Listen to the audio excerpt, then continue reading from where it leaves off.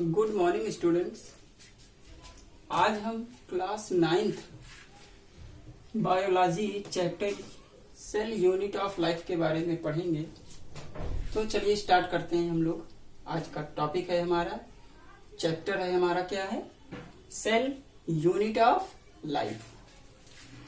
तो जैसा कि हम लोग जानते हैं कि सेल होता क्या है, ये सेल्स केवल लिविंग ऑर्गेनिज्म में प्रेजेंट होते हैं। Means all living organisms are made up of cell.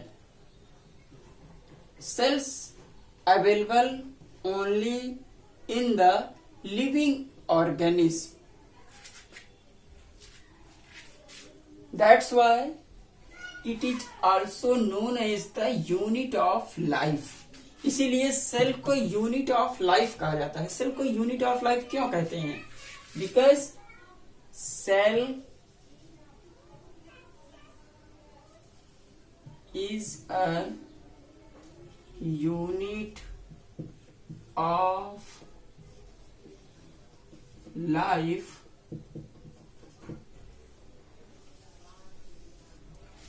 Cell क्या है यहाँ पे? Unit of life. सेल को यूनिट ऑफ लाइफ क्यों कहते हैं बेटा?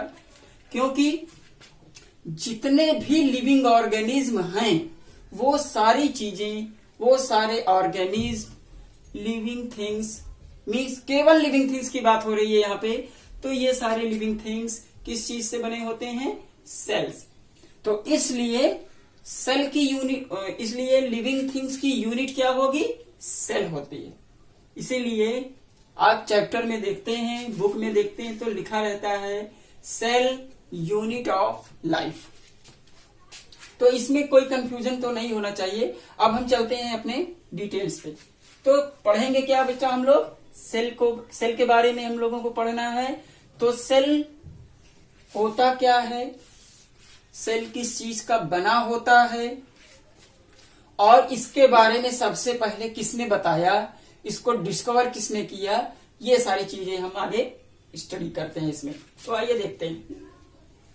तो सेल, यहां पे हम टॉपिक डालते हैं क्या? सेल। सेल को सबसे पहले किसने बताया? Robert Hooke. Robert Hooke. लेकिन यहां पे आप ध्यान दीजिएगा कि जब भी आप किसी साइंटिस्ट का या किसी और का नाम लिखेंगे तो जो सेकंड वर्ड होगा उसको स्मॉल लेटर में लिखेंगे तो ज्यादा ठीक रहेगा। इसलिए हम इसको स्मॉल लेटर में कर दिए। सेल को डिस्कवर किसने किया था? सबसे पहले रॉबर्ट हुक ने। कब किया था? 1665।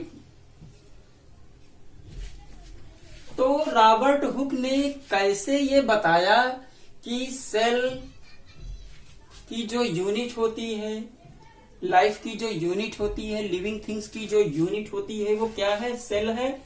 तो इन्होंने सेल के बारे में कैसे जाना? तो ध्यान दीजिएगा कि सबसे पहले इन्होंने क्या किया? खुद की एक सेल्फ डिजाइन माइक्रोस्कोप बनाया था इन्होंने, जिसको रॉबर्ट हुक माइक्रोस्कोप के नाम से भी जाना जाता है। और वह सबसे पहला माइक्रोस्कोप था जिसको यूज किया था किसने? रॉबर्ट हुक ने। उसमें इन्होंने कॉर्क के बारे में बताया था। कॉर्क क्या होता है? ध्यान दीजिएगा, जो प्लांट्स के या ट्रीज के जो छाल होती है सबसे बाहर की तरफ, hard cells means dead cells, उनको हम क्या कहते हैं? कॉर्क कहते हैं। तो कॉर्क की इन्होंने बहुत ही पतली पतली स्लाइसेस काटी और उसको इन्होंने, जो सेल्फ डिजाइन माइक्रोस्कोप था इनका, उसमें इन्होंने उसको देखा तो इनको इस तरह से कुछ स्ट्रक्चर्स देखने को मिला। ऐसे ऐसे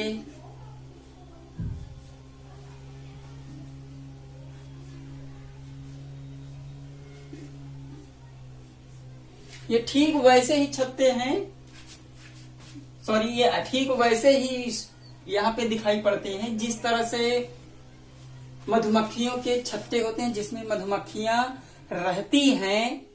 उनके एक चैम्बर को रॉबर्ट हुक ने सेल नाम दिया। तो इसलिए सेल के डिस्कवर का जो श्रेय है वो किसको जाता है, रॉबर्ट हुक को जाता है।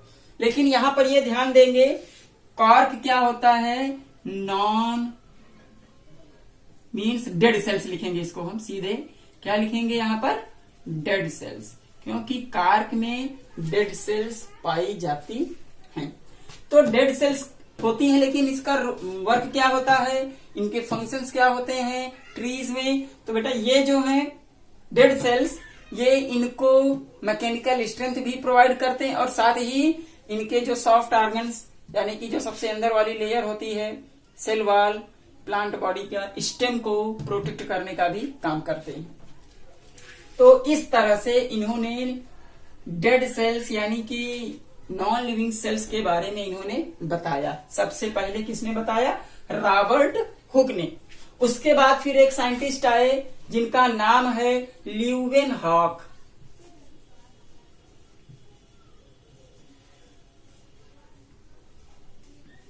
ल्यूवेनहॉक, इन्होंने ध्यान दीजिएगा, ल्यूवेनहॉक ये साइंटिस्ट हैं जिन्होंने लिविंग सेल्स के बारे में बताया था। किसके बारे में, लिविंग सेल्स के बारे में। जैसे ओनियन सेल्स, ओनियन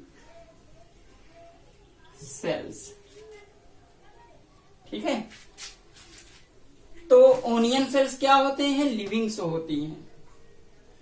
तो लिविंग सेल्स, जब ओनियन सेल्स का स्ट्रक्चर देखेंगे तो आपको यहां पर ऐसे देखने को मिलेगा, ओनियन सेल और कॉर्क सेल्स, और साथ ही आपको देखने को मिल जाएगा इन्होंने जो रॉबर्ट हुक ने सेल्फ डिजाइन माइक्रोस्कोप बनाया था उसको भी आप यहाँ पे देख सकते हैं, ठीक है। तो ये होता है सेल के बारे में, ल्यूवेनहॉक एंड रॉबर्ट हुक। उसके बाद आता है टॉपिक हम लोगों का सेल थ्योरी।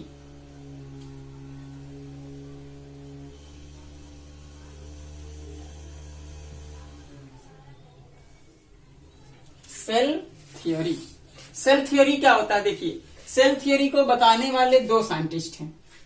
यहां पे कौन कौन है, Schleiden and Schwann. Schleiden and swan,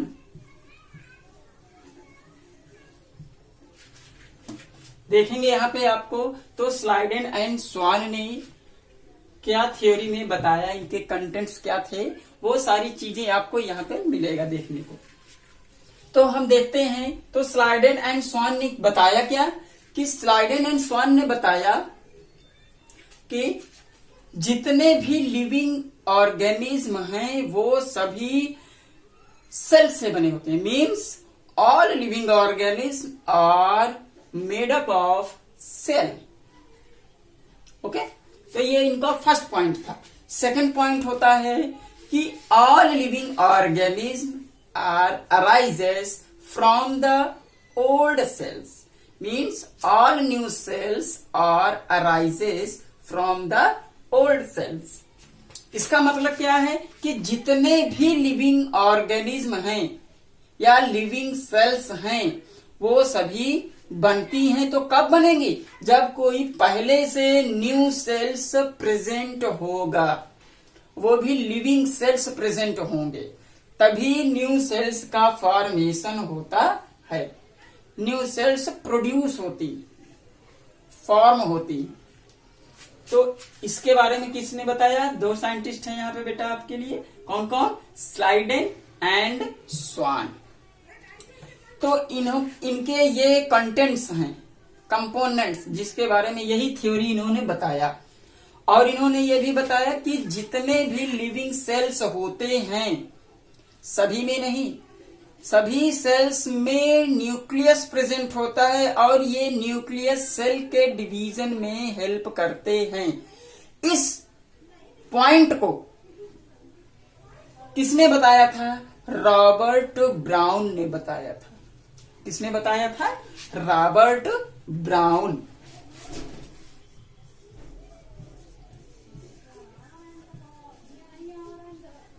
Robert brown ने क्या बताया कि जितने भी लिविंग थिंग्स होते हैं या लिविंग सेल्स हैं, each cells contain a spherical shape under the cell.